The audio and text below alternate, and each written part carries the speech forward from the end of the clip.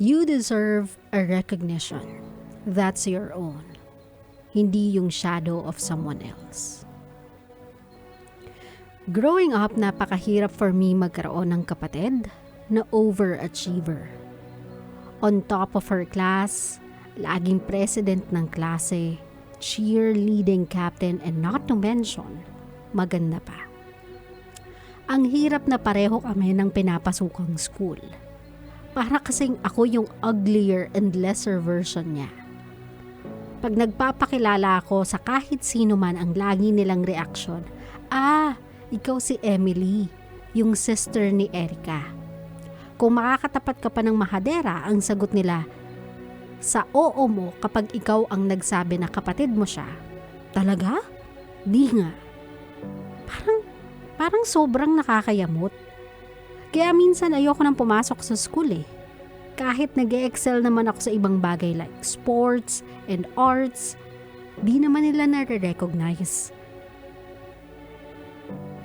DJ Lala, I just think I deserve my own limelight.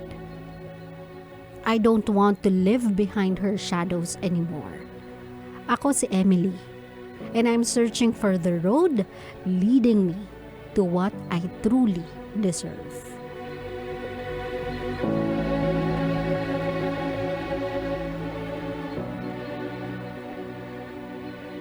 Minsan talaga, my love, kapag may magkakapatid, uso naman kasi talaga to eh, yung sibling rivalry, uso naman yan, my love eh. It's kinda normal to each and every household na may ganong eksena, na may mini competition sa magkakapatid, lalong-lalo na kapag yung agwat nila sa isa't isa ay hindi ganon kalaki, yung age gap, tapos kumbaga nagkakasama sila sa isang school and the other one is excelling while the other hindi man ganun kalaki yung recognition niya in comparison to the other one, meron pa rin naman. But because the other one is doing really, really good, na-overshine niya yung isa.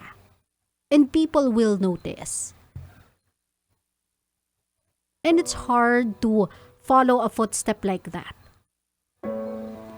So I understand kung bakit ganyan yung nararamdaman ni Emily. I too went to a school nakapareho ng kapatid ko. I have an older brother na laging pasok sa student council. He is very smart. He plays sports, varsity yan eh, ng basketball, and I think he did volleyball as well. And then there was me. So, lagi ako natatag as little sister ni ano. But I never really saw it as a competition. Even sa mga parents namin. Kahit pa siya yung laging nasa honor roll. Honor student kasi siya eh. And his grades are really higher than mine. Hindi ko siya nakita as competition, but I did feel the difference naming dalawa, and the difference between yung trato sa kanya at yung trato sa akin. Growing up, hindi ko na siya i-elaborate. Mamaya nakikinig yung mga kamag-anak. Hindi ko na siya i-elaborate, pero yes, naramdaman ko yung difference. Kasi he was always the good one. And I'm always hindi naman ako mega black sheep ng family namin, pero ako yung medyo matigas yung ulo. Ako yun. So, sabi ni Boy Pindot, black lang. Ako yung matigas yung ulo. So, what I'm trying to say is, Emily, that is kinda normal. And I do feel, and I can relate with what you feel. But then again, ganito na lang, my love. If you think there is no competition, and if you think na wala namang ginagawa yung sister mo to overshine you, it's just that yun talaga siya eh. Kumbaga, personality niya yun eh.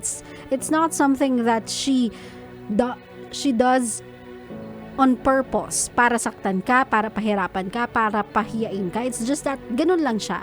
Instead of feeling jealous sa mga nakukuha niyang atensyon or for the lack of better term, pero it's not quite it. Mas mellow pa doon, hindi ko lang mahanap yung term. Pero instead na mainggit ka sa atensyong nakukuha niya, my love, just be proud. Just be proud that she is your sister. Kasi yung achievements mo, for sure, my love, she is proud of it. And she is proud to say that you are her sister.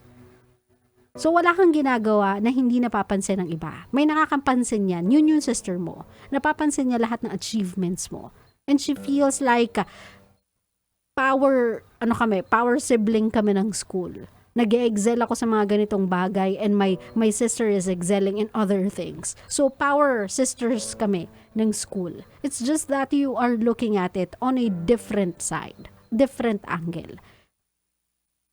Naiintindihan ko kung bakit feeling mo lesser ka than her. Pero my love, baka kasi ikaw lang yung nakakaramdam niyan. Baka lang kasi ikaw lang yung nagsasabi sa sarili mo niyan. Kasi ang totoo, everyone looks at you differently.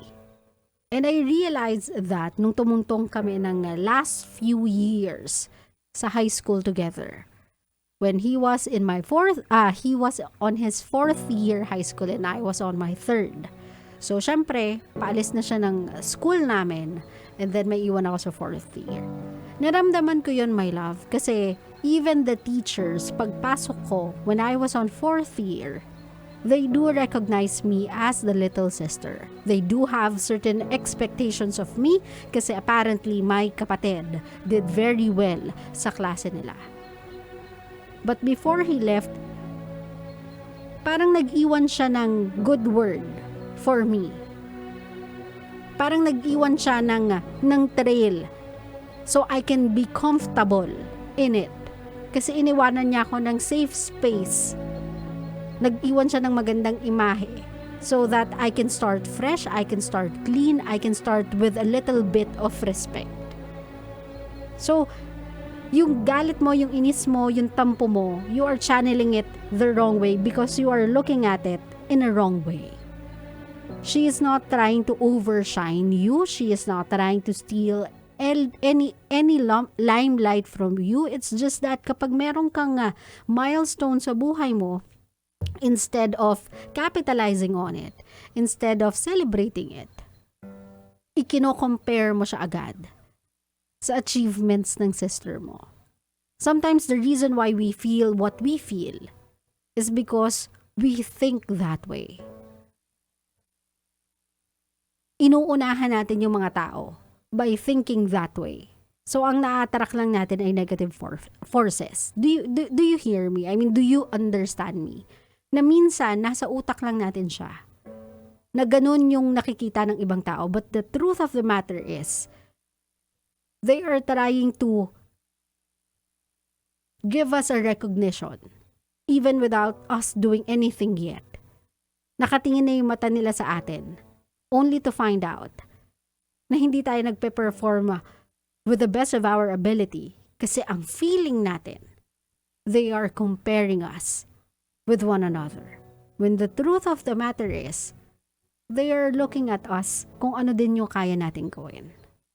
So my love, I do understand that you want your own limelight, you want your own chance to shine, and you feel like you cannot do it with your sister around. Pero darating ang panahon na maipapakita mo yung angking talento mo. Maipapakita mo yung skills, what you are made of. And instead of people feeling jealous or envy nila yung nararanasan mo, you would want your sister to be proud of you the way she has always been. Hindi yung naiinggit sa'yo. So my love, instead of feeling that way, just be thankful. Thankful na you have your own talent, na you have your own skills, set of skills that you can shine in different scenarios ng buhay mo, and you don't need anyone else's recognition but those people who matters to you. One of which ay yung sister mo.